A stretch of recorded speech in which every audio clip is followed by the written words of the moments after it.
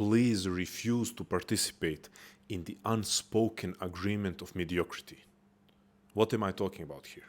Well, every single day I receive a message or a comment from someone telling me how their journey of personal growth and development is lonely, telling me how they're struggling to relate to other people, or how other people are struggling to relate to them or to understand that this person has embarked on a journey of showing up for themselves, of investing more time, energy, and attention in a constructive, intentional way towards becoming who they know they could be. The journey is lonely.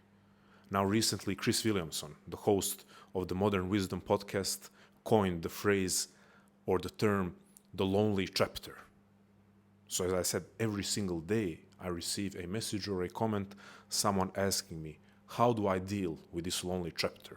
Or how do I deal with the idea or a sense of doubt that it's not just a lonely chapter, but the journey will forever be lonely? So this is what I'm talking about when I say refuse to participate in the unspoken agreement of mediocrity. Or maybe I could say the journey feels lonely because you already started refusing to participate in this unspoken agreement. The unspoken agreement of mediocrity is how most people socialize and relate to each other. I'm not trying to sound cynical, I'm not trying to sound judgmental, but I think this is something that we can agree on. If you have embarked on a journey of doing something more with your life, then by default, you are sticking out of the crowd. By default, you are trying to be not average, not ordinary. So without any judgment, just by noticing differences between people, we can say that the average person joins the crowd in this unspoken agreement of mediocrity. Recently, I had a call with a client, and I can now say a great friend, and we talked about this debate. How much time can we devote to ourselves versus to other people? And then we touched on the topic where when I know that I have certain potentials and possibilities, if I don't pursue them, I will be ridden by guilt. I will know that I'm betraying myself. This is true for all humans, because all of us could be more than what we are right now. And therefore, all of us can perceive in some way when we are betraying that potential, when we are betraying ourselves by not even attempting to bridge the gap between who we are and who we could be. However, why are people then not being prompted into action if all of us are receiving these inner signals of guilt and discomfort because of betraying our potential? Well, because people sedate and medicate themselves. People anesthetize themselves to be relieved of this guilt and discomfort. And how do they do it? Binge watching, binge drinking, binge eating, doom scrolling, porn and masturbation, different substances, political affiliation, not really caring about values, but caring about being part of a political party. Same with supporting sports clubs, wanting to be part of the group, to switch off the individual experience, to join the crowd where I cannot perceive my relationship with myself, and also socializing. Once again, I'm not trying to sound cynical. I'm not trying to advocate against socializing and against being a social creature and developing meaningful relationships. In fact, for years I've been saying that we cannot view self-improvement only through the lens of me, me, me. Leveling up, leveling up, leveling up. What about meaningful relationships? So I'm always advocating for acknowledging and nurturing this side of self-actualization and personal growth that is social connections. However, sometimes social connections are used primarily for or just as a form of escapism, a form of sedating yourself and anesthetizing that guilt.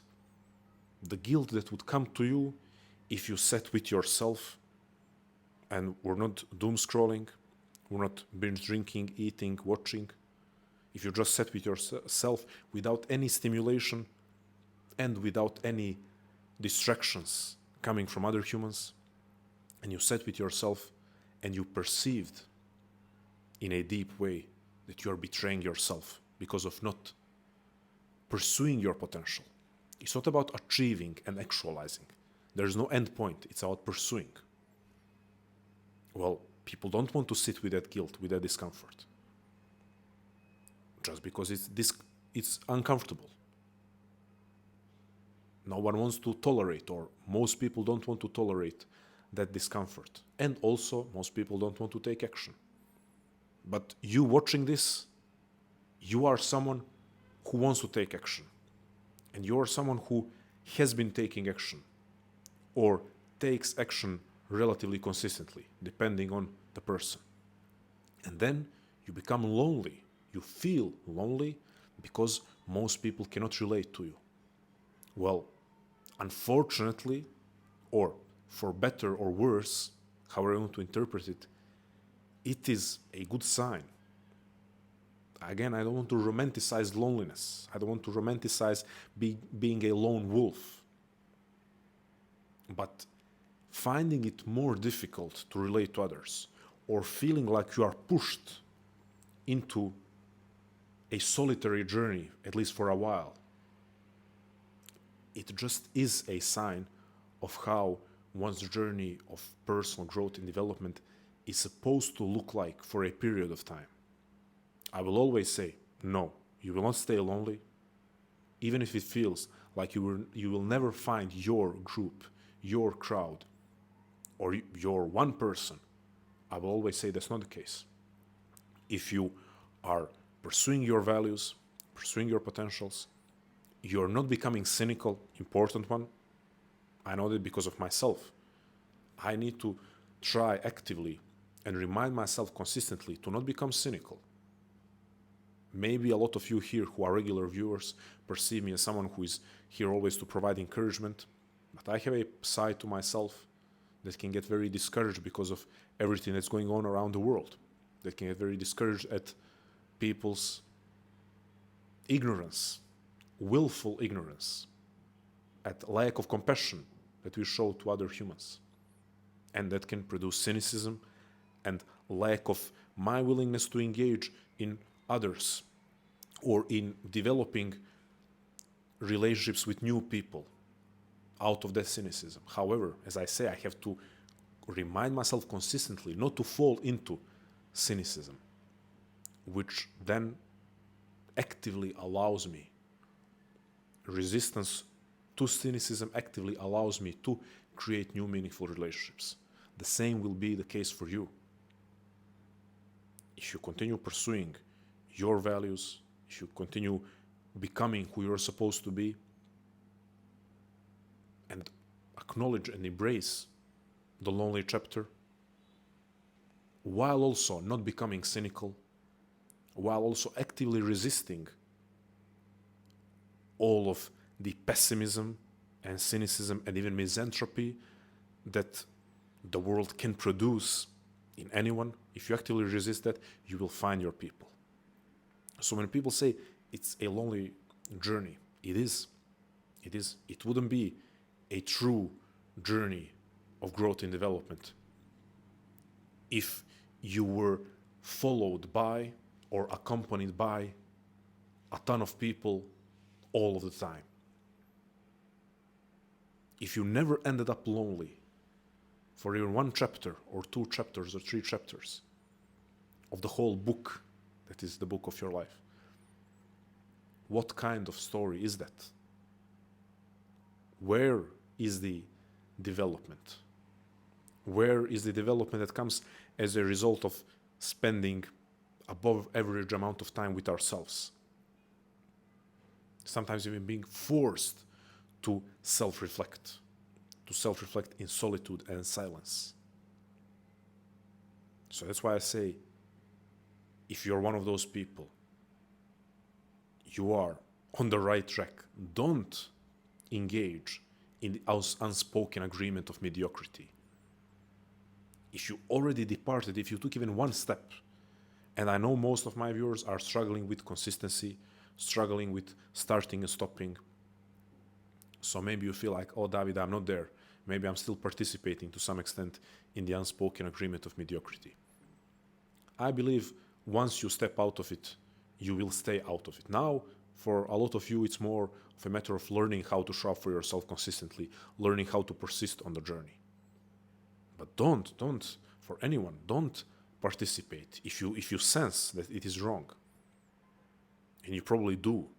If you're interested in what I'm speaking, then you probably sense that it is wrong to engage in the unspoken agreement of mediocrity, which is based around people in between the lines saying to each other, yeah, I don't want to show up for myself either, and I see that you don't want to show up for yourself. Let's not show up for who we can be. Let's chill in this space of averageness that we don't like, but we also are not really up for the challenge of becoming more. And then you have those people who are not showing up for themselves and see someone else showing up for themselves and they want to bring them down. No, come back here, come back here. Why are you doing this? Oh, you're taking yourself too seriously. Oh, live a little. Oh, you're sacrificing yourself too much. Most of the times, what we can read between the lines is your pursuit of your potential is making me uncomfortable because it's reminding me of the fact that I could and should be doing more with my life. So please, don't try so hard. Don't show up for yourself so much. Don't pursue your potential so much because it reminds me of everything that I'm not doing. That's the unspoken agreement of mediocrity that people want to pull you in. Sometimes fully aware of what they're doing, sometimes not. Sometimes those are loving people, overall great people, however, people who have succumbed to the unspoken agreement of mediocrity. So if your journey feels lonely, if it feels confusing that you are relating to less people than previously in your life, if it feels confusing that most people don't seem to understand you, and maybe a lot of people don't seem to support you, all of those are just pointing to the fact that you are on the journey that you've chosen, because you've chosen the journey of doing something more with yourself. It literally means you've chosen to not be part of the majority, which means that you have to experience some amount of loneliness until you find your own crowd, your own people, your own fellow travelers. Some of them will stay on your journey or will stay on the same journey as you for a lifetime. Some will follow you and be with you and travel with you for a couple of chapters of your story. You will find that out as you go. But you will find your people, I guarantee you. You engage in your own pact of or commitment to self-actualization, growth, courage, adventure, curiosity, human excellence, human potential, passionate life. You commit to those things. You engage in that pact and you will find those people. And you let people who want to sedate themselves, medicate themselves with superficial connections or with substances, you let them medicate themselves and sedate themselves and anesthetize themselves. And if your loved ones and people you care about are engaging in the unspoken agreement of mediocrity, you can try gently to pull them out, but if they're resisting, then the best thing that you can do is show with your example how much better life could be. As always, stay strong, love life, never feel sorry for yourself even when you feel lonely. Continue pursuing the path of your greatness, of your excellence, because it is possible. Light that raging fire in your heart and always go beyond. Thank you.